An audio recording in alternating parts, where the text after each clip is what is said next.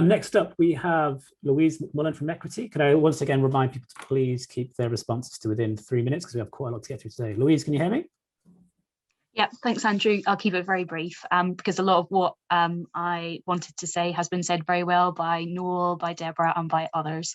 I'm simply here to give support and solidarity from Equity's 46,000 members for this campaign, and to say thank you to Carry On Touring for providing such an inclusive forum for the whole of the industry to come together. We represent, people tend to think of us as the union for actors, but we also represent dancers, singers, stage management, entertainers who are working everywhere from holiday resorts throughout Europe to cruise ships.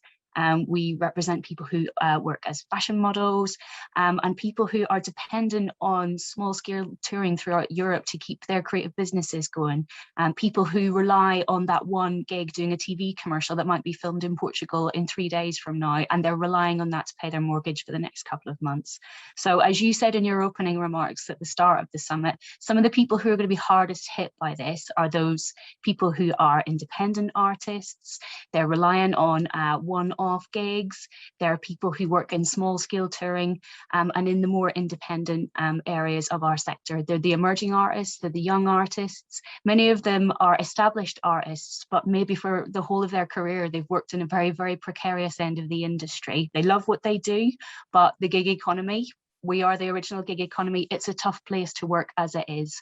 And coming out of the back of the pandemic, a lot of people have been excluded from government support. A lot of people are finding they're now excluded from social security support on an ongoing basis. What we really need to see from the government is a bit of hope and a bit of support for people who throughout the years, whether it was austerity after 2008 or whether it was through the pandemic, they're resilient people. They want to get back to work. They work incredibly hard. They're incredibly entrepreneurial in many ways, but they need something to be able to help them hold on to the hope, stay in the industry, and make sure that people who work in this industry aren't just from elite backgrounds, that it is an inclusive place, and that we can represent everybody going forward to have a good working life and carry on and stay with us and produce the great content that this country has always produced.